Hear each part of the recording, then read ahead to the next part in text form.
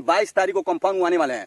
तो हम यही बोल सकते हैं कि हो सके पवन भैया, अगर आपके पास समय है तो 22 तारीख से पहले पहुंचिए। अगर दरिंदे खुलेआम घूमते रहेंगे तो रोड पे ना बेटी सुरक्षित है, ना बहन सुरक्षित है, ना आपकी माँ सुरक्षित है। आए दिन ये मतलब देखा जाए तो बिहार में गुंडाई अपराधी का जितना भी मामला आ रहा है दिन पे दिन बढ़ते जा रहा है। नवीनगर क्षेत्र के श्रेया कुमारी के साथ जो हुआ बहुत ही गलत हुआ, वो तो आप लोग को पता ही होगा, आप लोग से कुछ छुपा हुआ नहीं है। और उनके माता पिता का रो रो के हाल बहुत ही बुरा हो चुका है। किसी की 16 साल की लड़की के साथ अगर ऐसा माने हुआ हो, उन परिवार के साथ क्या बीत सकता है उसका फीलिंग तो परिवार ही जान सकता है। इसमें दुख मतलब हम लोग बोल सकते हैं कि दुखी हो सकते हैं कि ऐसा करने वाले ऐसा सोच कैसे सकते हैं। उस परिवार का आज रोते रोते बुरा हाल हो गया। उस परिवार वाले पे क्या बीत रहा है भाई। कम से कम हम लोग तो क्या कर सकते हैं, सहानुभूति दे सकते हैं और तो कुछ कर नहीं सकते हैं, ना उनकी बेटी को हम लौटा सकते हैं। लेकिन ऐसा होना नहीं चाहिए।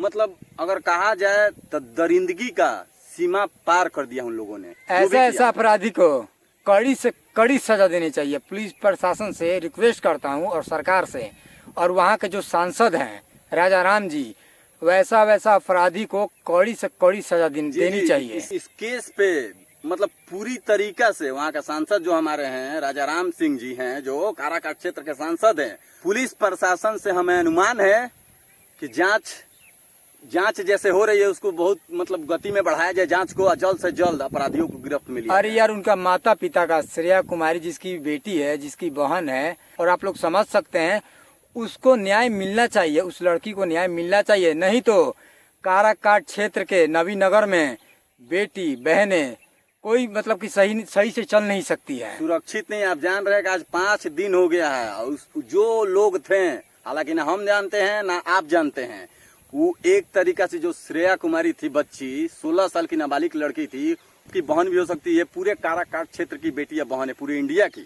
तो इसमें आगे बढ़ के आने का काम है। कम से कम यार सहानुभूति तो आप ले दे सकते हैं। आ गया बात प्रशासन का, तो प्रशासन अपने तरफ से काम कर रही है, जल्द से जल्द मुजरिमों को गिरफ्तार किया जाएगा। लेकिन एक और बात रह गया पवन सिंह का। पवन सिंह ने कल एक पोस्ट किया था, अपनी तरफ से पोस्ट किया। पवन सिंह अभी कुछ व्यस्तता के कारण पहुंच नहीं सके हैं, लेकिन उनके टीम से बात हुआ है, मुंबई है पवन भैया अभी, लेकिन 22 तारीख को कंफर्म आने वाले हैं।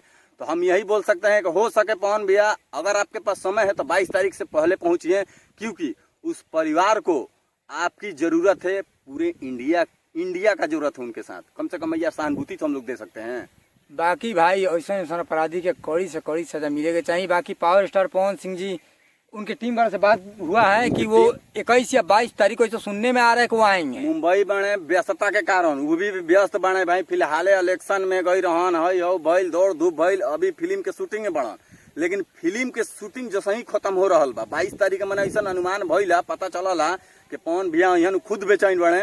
वो खुद बेचैन बने। यार क्या हुआ, उनकी पवन भैया की बेटी नहीं है, मेरी बहन नहीं है, वो पूरे दुनिया की बहन और बेटी है। तो कम से कम जो अपराधी उसके साथ ऐसा किया है तो जल्द से जल्द उनको गिरफ्तार किया जाए।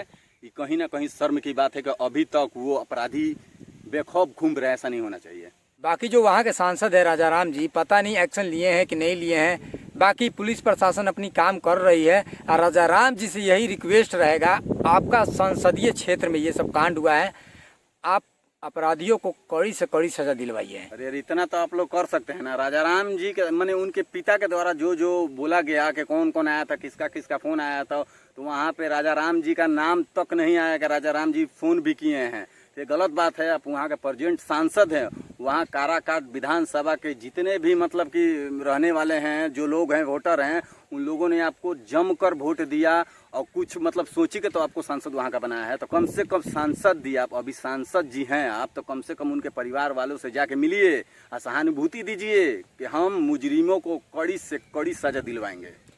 बाकी आप क्या सोचते हैं, कमेंट सेक्शन में बताइएगा। लेकिन श्रेया के साथ जो हुआ है बहुत गलत हुआ है, और अपराधियों को कड़ी से कड़ी सजा मिलना चाहिए। गलत नहीं समझिए तो दर्दनाक कांड हो चुका है। अब मतलब हम जुबान से बयान भी नहीं कर सकते हैं, ऐसा काम हुआ है, ऐसा काम नहीं होना चाहिए।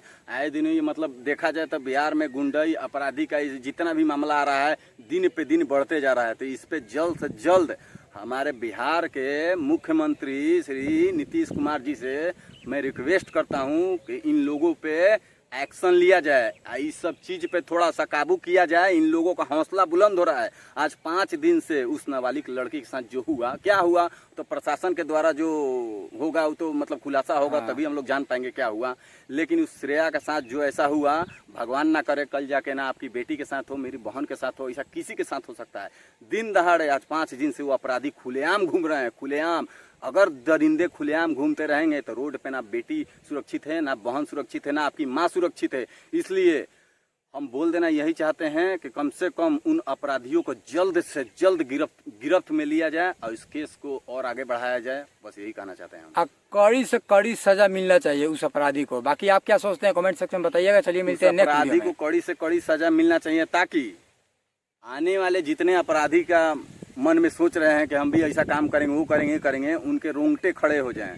जो ये कांड हुआ है बहुत ही दर्दनाक कांड हुआ है। इस पे क्या अभी ज़्यादा हम बोले यार, उस बेटी से, उससे किसी की बेटी किसी की बहन थी, अब क्या हम बोल सकते हैं, मतलब जुबा से बयान नहीं कर सकते हैं।